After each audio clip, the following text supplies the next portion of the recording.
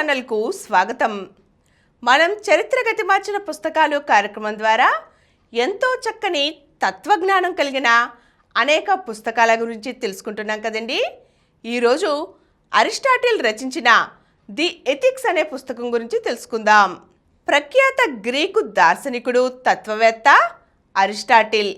ఈయన రచనల్లో ఎథిక్స్ ఎంతో ముఖ్యమైనది. ఈ పుస్తకంలో జీవన ధ్యేయం ఏమిటి, మంచి చెడుల మధ్య విభజన రేఖ ఎక్కడా, ఎలా ఆనందాన్ని పొందాలి, బాధలను ఎలా తప్పించుకోవాలి, పదవులు, కీర్తి, ధనం వీటి కోసం పాకులాట ఏ మేరకు సమంజసం, ఇలాంటి విషయాలన్నిటినీ చర్చించారు అరిస్టాటిల్.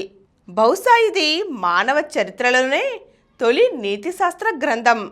మానవుడి ఆలోచన, నైపుణ్యం, చర్య, ఎంపిక ఇవన్నీ మంచిని ధ్యేయంగా కలిగి ఉంటాయి. అందువల్ల ప్రతి ప్రయత్నము మంచిని సాధించటం కోసమే. మంచి అనేది వ్యక్తి కోసమా, రాజ్య వ్యవస్థ కోసమా అని ప్రశ్నిస్తే రెండిటి కోసమని సమాధానం చెప్పవలసి వస్తుంది.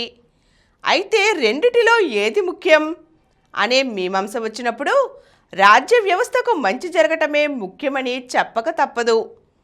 మంచిని సాధించటం కోసం జరిగే ప్రయత్నాలన్నీ రెండు తరగతులుగా విభజించవచ్చు. మంచి అనేది గమ్యంగా ఉండటం, మరో ఉన్నత కార్యాన్ని సాధించటం కోసం మార్గంగా ఉండటం.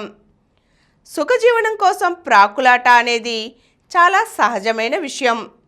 సుఖం కోసం ప్రయత్నించటాన్ని మంచి జీవితంతో సమన్వయం చేసుకోగలగాలి. ఆనందం అనేది జీవిత గమ్యం, అది దేనికి సాధనం కాదు. పదవి, కీర్తి, ధనం, విజ్ఞానం ఇలాంటివన్నీ ఆనందం కోసమే. అయితే వీటి కోసం ప్రాకులాట ఏ మేరకు సమంజసం అనేది నిర్ణయించుకోగలగాలి. కేవలం జీవించడం అనేది మనుషులతో పాటు వృక్ష సంతతికి, పశువులకు కూడా సహజమే. పంచేంద్రియాలపై బాహ్య ప్రపంచ ప్రభావం మనుషులకు, పశువులకు సహజం. మనిషికి ప్రత్యేకంగా ఉండేది హేతుతత్వం. మానవుడి మనస్సులో రెండు విభాగాలు ఉంటాయి. హేతుతత్వాన్ని కలిగి ఉండేది, హేతువు యొక్క ఆదేశాలను పాటించేది. ఈ ప్రపంచంలో వస్తువులు మూడు కోవలకు చెందుతాయి. బాహ్య ప్రపంచానికి చెందినవి, మానవుడి శరీరానికి చెందినవి, మూడవది మనసుకు సంబంధించినవి. ఇవి మూడు వ్యక్తికి అవసరమే. అయితే విజ్ఞుడు మనసుకు సంబంధించిన వస్తువులను ఎక్కువగా కలిగి ఉండి మిగిలిన వాటిపై తక్కువగా ఆధారపడతాడు. జీవన సౌఖ్యం కోసం చేసే ప్రయత్నాలన్నీ మనసుకు సంబంధించిన వాటితో ముడిపెట్టుకోగలగాలి. ఆనందం అంటే ఏమిటి? సహజంగా మనం అదృష్ట దురదృష్టాలుగా భావించేవి జీవితంపై ప్రభావాన్ని చూపేటట్లయితే ఆనందం అనేది స్థిరంగా ఉండదు. అదృష్ట దురదృష్టాలను బట్టి అది మారిపోతూ ఉంటుంది. అప్పుడప్పుడు అదృశ్యమై దుఃఖానికి చోటిస్తుంది. అది నిజమైన ఆనందం కాదు. స్థిరంగా ఆనందంగా ఉండటం సాధ్యమేనా అంటే సాధ్యమే. దాన్ని శిక్షణ ద్వారా, నిగ్రహం ద్వారా సాధించుకోవాలి. ఎల్లప్పుడూ ఆనందంగా ఉండటం అనేది దేవతల లక్షణం. భగవంతుడు మానవుడికి ప్రసాదించే వరం. స్థితప్రజ్ఞుడు కలిసొచ్చిన అదృష్టానికి పొంగిపోడు. వెంటాడే దురదృష్టాన్ని చిరునవ్వుతో స్వీకరిస్తాడు.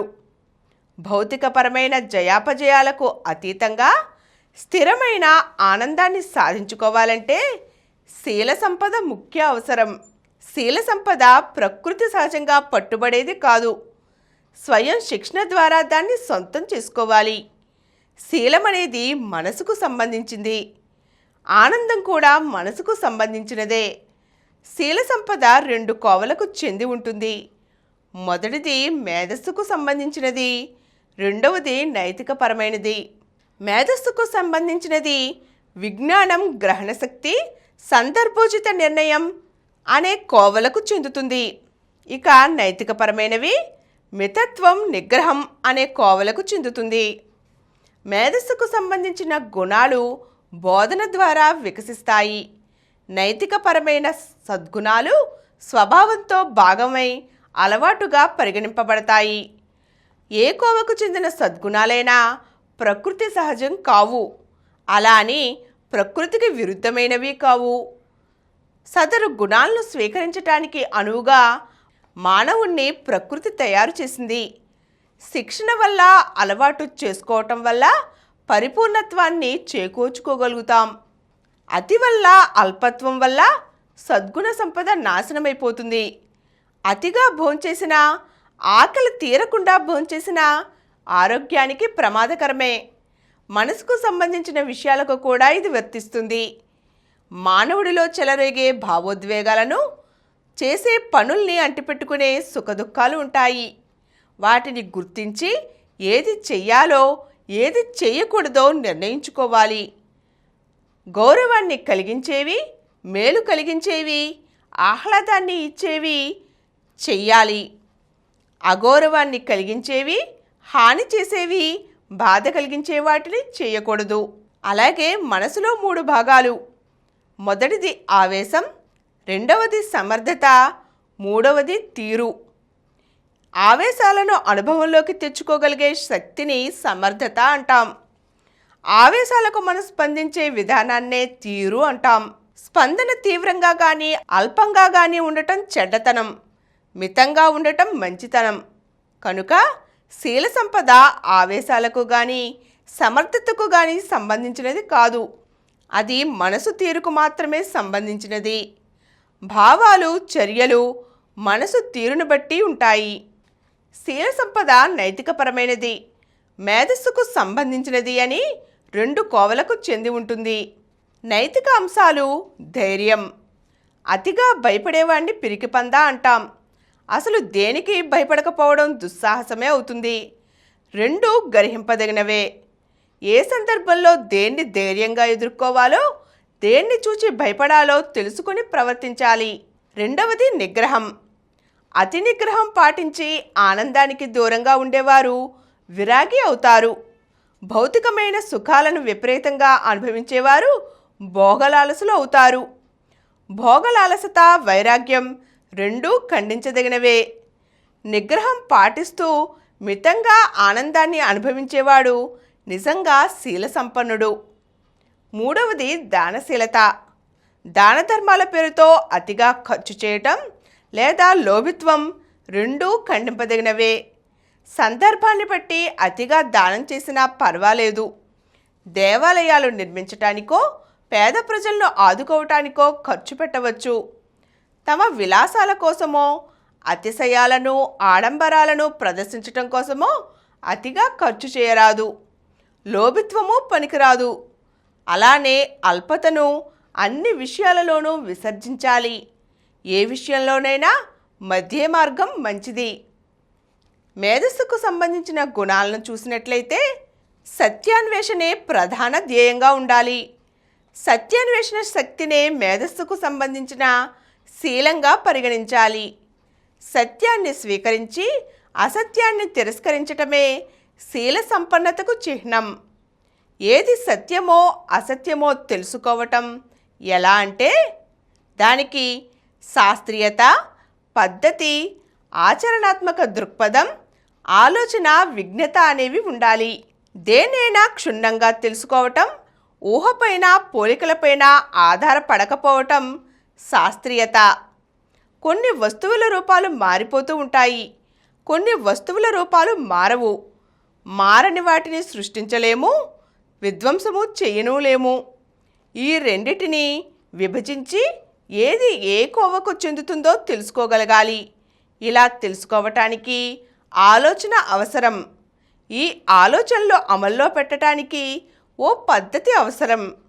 అది మానవుడితోనూ సమాజంతోనూ సంబంధాలను క్రమబద్ధం చేసుకోవటానికి ఆచరణాత్మక దృక్పథం అవసరం. ఇక విజ్ఞత పైన పేర్కొన్న వాటన్నిటికన్నా విలువైనది. శాస్త్రీయ ఆచరణాత్మక దృక్పథాలను, తత్సంబంధమైన ఆలోచనలను సమన్వయించి కొన్ని మూల సూత్రాలను కనిపెట్టడం విజ్ఞత వల్లే సాధ్యమవుతుంది. మానవుడు తన ప్రవర్తనను తీర్చిదిద్దుకోవటానికి కొన్ని విలువైన సూత్రాలను అందించిన గ్రంథం ఎథిక్స్. ఈ విలువలన్నీ, ఈ సూత్రాలన్నీ ఈనాటికి ఆచరణయోగ్యాలే. ఈరోజు మనం అరిస్టాటిల్ రచించిన ఎథిక్స్ అనే గ్రంథంలో మానవుడికి సంబంధించిన సామాజిక వ్యక్తిగత నీతులు ఏమేమి ఉన్నాయో తెలుసుకున్నాం కదండి. మరో చక్కని పుస్తకంతో మళ్ళీ కలుద్దాం.